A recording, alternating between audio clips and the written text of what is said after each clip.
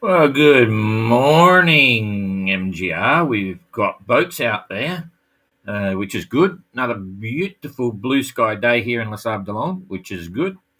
And it's the 16th of October, which is pretty good. There's nothing wrong with that. October's nearly gone.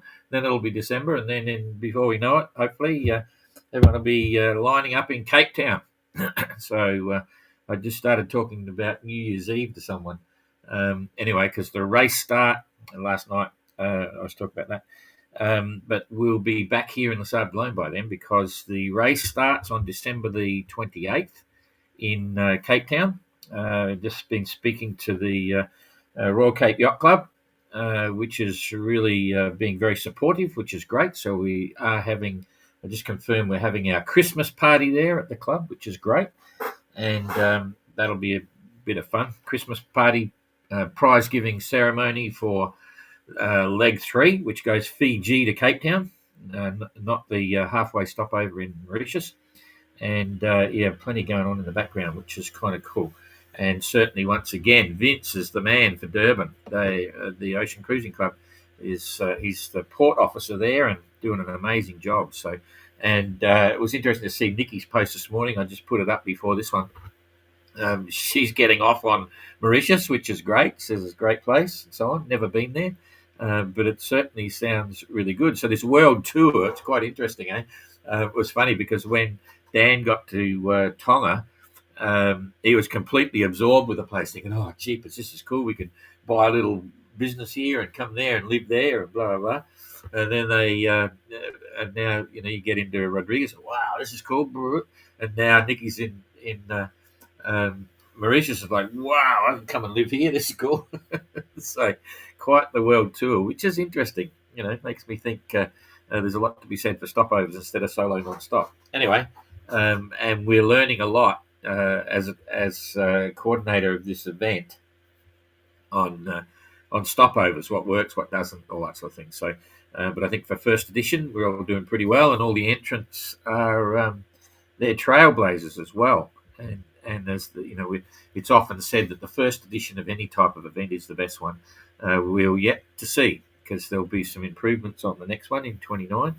But certainly this one's a lot of fun. Everyone's all eyes open, breaking new ground, trying out the boats. It's a long journey, quite an amazing adventure. So, and the pictures I put up at the beginning, I'll talk about them again when we get to the end of the tracker because there's some interesting pictures there. I put them up for a purpose. But yes, boats are arriving, and see if you can spot the issues with those photos. There's three. I think it's 3 good ones and 3 questionable ones, and I won't say anything more than that. But I'll let you decide what's the issue with those photos. Ooh.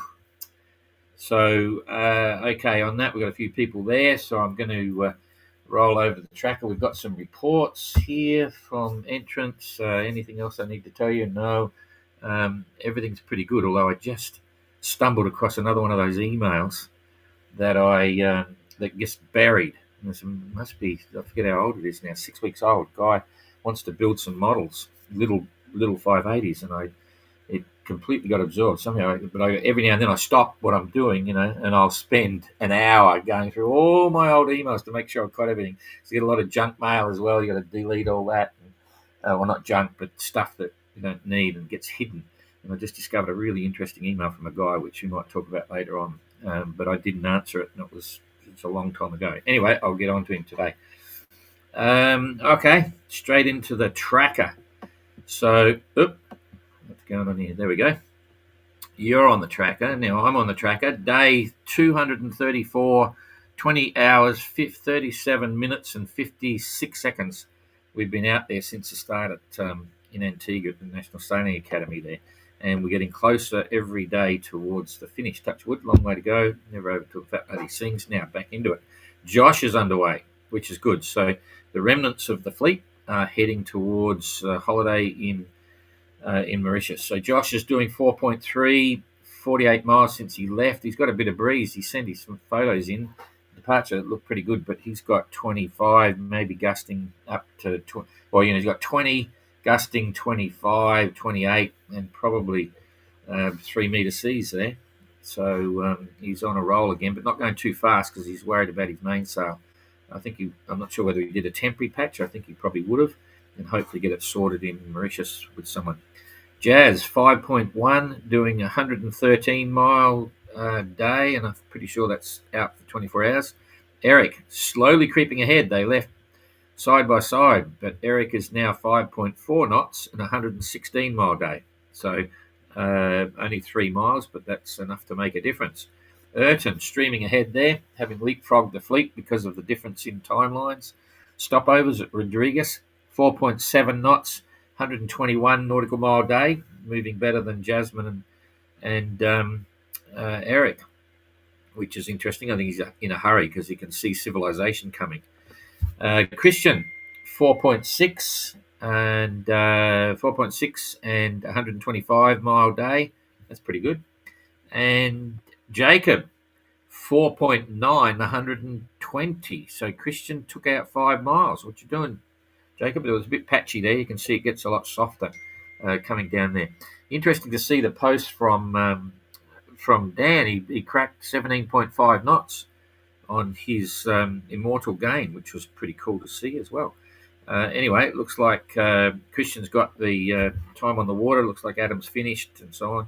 So all is looking pretty cool there. Let's have a look at the currents to see what they're battling or getting a free ride from. Oh, look at that, right through the middle, nothing. All north and south of them. Jacob, it's cool. The current's been helping Jacob get up a little bit. So he did 120. Christian did 125. Okay, so not a lot happening there. We'll move it on a little bit just to see what the tail end. No, it's all dying off a bit, so nothing really horrible. Sea state, waves, yeah, it's pretty much as per the weather, but it might not be so accurate because that's saying 3.5 meters, and it's been consistently a little bit less than that. And the other boys up front have got smoothing seas. And what's going to happen here after a day? It's all dying off a bit, so that's kind of nice. And day 2, yep, it's all gone. So Josh might get a ride. Day 3, coming back again. What's happening with the wind there? Oh, we'll have a look at that now. So we'll have a look at the wind. I'm not worried about what's underneath. I'll just push that through for a day. Let's do a quick one. No, consistent, so it's backed off a little bit for Josh, which is cool on day 2. Day 3, it's pretty much the same, all from the right direction, and the rest of it's all happening. It's just building up, so it must be from down south. Having said we don't want to look up down south, it might be good just to see what's happening. I'll make this a bit bigger here. Can we get that up to there? So it's all looking pretty stable there at the moment. I had a sneak at windy, and it's not looking too bad for the start. Wow, that's pretty obvious. There's where the sea's coming from. This big high sitting in the middle of the Indian Ocean, going around in a counterclockwise direction. That's what creates the trade winds up there. And down here, we've got a bit of a big one. There's 50 knots in there. That blue down south, but that's down in the 40s. Roaring 40s are roaring, and it's rocketing up the coast of South Africa right there at the moment. So we come along in a day, and it's all gone. That's how quick it moves. If you're watching from Durban to Port Elizabeth, that's 24 hours later, right? So I'll just put it back again. It's fast moving, so that's how quick it can change on the coast. Boom, bang, 24 hours later. Another 24 hours later, and you got the slight headwind there. So still not settling down. Another 24, you got no wind, waiting for the next one to come. On the 20th, you've got a nice breeze. Perfect time. Let's leave now to go from Durban down to Port Elizabeth, but see how many days it holds. 21, still okay. 22, still okay. 23, it's gone. So you get 2 days. It's rolling through at 2 to 3 days. Hopefully, by the time they get there, that will increase in timeline. So they'll get some 3 to 4 day stretches. Might be asking a bit too much, but anyway, challenges ahead. But it's looking softer overall. Nothing else to show you. ETAs. Okay, so we'll just have a quick grab at ETAs. Give you the distances and show you what's going on here. Those guys are getting pretty close. So right now we'll go mid-fleet to do both of them at the same time. 40 miles, doing 5 knots. That's 8 hours to 8, 9, 10, 10 hours. About 10 hours from now. Okay, I'll get specific. Jacob, 34. So that's 7 hours, 7, 8, 9 hours. Maybe 9 or 10 hours for Jacob, and probably 9 or 10 hours for Jacob, and probably about 2 hours later, 2.5 hours, maybe 3 hours later for Christian, or 2.5 hours for Christian. And Urton is going to be he's going to be 16, 17, 18, 19, 20 hours, I reckon. 20 hours time. Urton will turn up. And Eric and Jasmine, that's a day and a half. A day and a half, and they'll be there. So it's now the 16th, 17, 18. Yeah, they'll well and truly be in by the 18th. So 18, 19, 25, 6, 7 days before the restart. So just enough time to relax and see a bit and hopefully get going. But if they're not ready, they'll stay there. Okay, we're done. I'll read you, but before I read you the reports, I'll let you think about this. I'll show you the photos again. Right, now I think there's 6 photos here. Yes, there's 6. 3 are good photos, and 3 are a bit strange. See if you can work out what it is and give me a comment about what's going on here. So there's the first one. Had a good look? Yes. Nothing wrong with that one. So now we'll... Yep. Oh, well, I'll just say... I should say nothing. Observe that photo. That's interesting. Nice buildings, nice boat. Yeah. Observe this photo. Nice boy, nice boat. Yeah. Observe this one. Ooh, a couple of young men and nice boat. And observe this one. Nice boat, nice people. Look at that one. Ooh, nice boats, nice beach, nice water. Okay, that's all I'll say. See if you can pick it. Okay, I'm coming back to give you the reports from Entrants now. Okay, hang on a sec. Okay, get rid of that. Let's get this. Okay, boom. Okay, so let me get all these other messages on top here. Okay, Entrant reports. We've got one. It's showing one, but I think we had that was yesterday. We showed Urton, we showed Jasmine, we showed Little Wren. Yeah, Adam. Why am I getting Little Wren so late there? The 15th. That was yesterday. I must have read it. No, it was after the report. Okay. So, and also Jasmine was after the report time. So I mustn't have read Jasmine's, and I got Urton's, I think. Yeah. Okay, so Jasmine left Rodriguez yesterday, 9 p.m. local time, with Eric after a really nice stopover. First night at sea again, and I got more tired even after having a rest than before. So more tired than before, but she had a great rest in Rodriguez. Looking like this little passage will have some strong gusts, but as per becalmed us right at the finish. So it's getting lighter at the finish, possibly, but it looks okay. It's nice to have a passage where all I will be eating is fresh stuff. That's true. And Little Wren for the 15th. Adam departed Rodriguez shortly after 8 local on Monday. Sea conditions were uncomfortable for the first 24 hours, but have improved since. It's been busy for the last 24 hours with commercial traffic crossing between the 2 islands. Plenty of CPA alerts should make Port Louis sometime early in the morning. Well, he's actually in by the look of it. We didn't check that, actually. I might go back and have a look at that. He might not quite be in yet. I can't remember whether I got the finishing bits.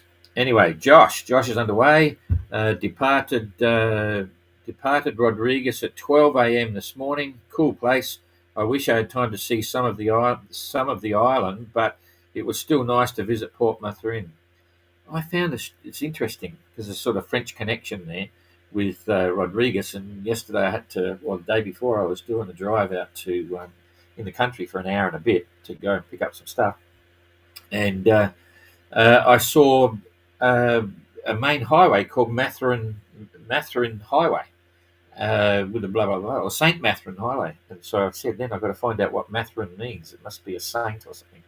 So I'll I digress. Anyway, so Josh got a room in the same B&B as Argo and Jasmine. Had my first shower and a sleep in an actual bed since VG, which was a nice treat. Going to have to try and rest up on this passage, as when I arrive in Mauritius, I will not have much time to get the boat ready to cross to Africa. So there we go. That's that one. All right. I'll just come back here. So have you all had a think about photos? Anyway, the bane of my life. Also, good evening, g'day from Darwin. Christine, good morning in Port Louis after videoing Adam's arrival and departure to Grand Bay. Okay, so I haven't seen it there, so he's absolutely arrived, so I don't have to go back. I thought he had, but I just thought, oh, geez, I didn't check. Thanks for doing that, Christine. We'll have a look, and Jane will pick it up and put it up. Might have already done it, actually. I didn't check the Facebook page when I put the other one up. Adam arrived at Customs Dock at 6 a.m. Boy, you're up early, Christine. Cheapest. You're working hard. Thanks. Christine, 10 p.m. Jacob and midnight for Christian. Sorry, I won't be able to welcome them. Okay, that's fair enough. Sure you can't go, So, just joking. Yes, I agree. You don't want to be out there. You don't want to be out there at all hours, but that's fine. That's sailing. I'll be happy to get in. A few things that John, really, I hadn't noticed. Oh, well, there you go. Some are going down, I'll tell you. That was anyway, the story is, I keep telling them, it actually costs a fine of €250 for not putting your leak cloths up, plus €250 for not putting your flags up. And it's become seriously bad. And why do we do it? Because it's all about potential sponsors in the future, and it's all about being in the notice of race, and it's all about procedure and process, and just every time I see a photo and they're not there. So too late, time's up. Anyway, the Christine, Jacob, a few things missing. Yes, both good to John. Dear, oh dear, where's all the publicity banners? Oh, glad to see people are noticing. Hold on, I don't have any idea what you're looking at, but it's fun. Good. Well, the story is, a couple of people were getting €250 fines back in Thursday Island, and I didn't do it, but I told them. And then the same thing happened in Cocos. I didn't do it, but I told them. That time I said, it's too late now, I'm going to do it. And so it goes. So there's going to be some entrants that are going to be really pissed with me, but I warned them in Lanzarote. I said, rightio, this is a qualifier. When you get to Antigua, and I warned them again in Antigua, I can be a bad guy. I really can, right? Because I've got to run the event based on the notice of race, okay? And the notice of race is two parts. There's the competitive side and there's the communication side, and they're both very serious. And we run 3 events, the Golden Globe and the Ocean Globe. And people have gone down in the Ocean Globe and in the Golden Globe for exactly the same reason. It cost them a fortune there. It's like we've run, the biggest fine I've ever applied is €5,000. And in the GGR, that's the GGR, and we did some big ones in the OGR as well. And you just try to be the nice guy and keep warning them and telling them, they don't give a shit. So we have a reputation for not only the GGR and the OGR, we need to be consistent. And yes, they're little boats and no one wants to waste money and all that sort of stuff, but we do our best to try and get partners and get sponsors and run things the way we hope it will be respected. And in the end, you run out of patience. So anyway, there's going to be a few people who think I'm an arsehole. But there you go, too late. Hello, Don, didn't pick it. Good. Photos seem to indicate that some entrants don't believe you need sponsors. Maybe those showing personal sponsors that don't show your banners should cop up extra. Well, there you go. I'm glad other people are seeing it. Craig, where are we seeing a boat without flags? You noticed it. Fantastic.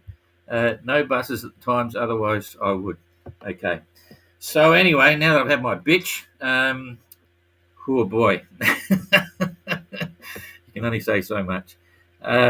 All right, I think we're done for today. I'll go on to, thank you, everybody. See you tomorrow. Bye bye.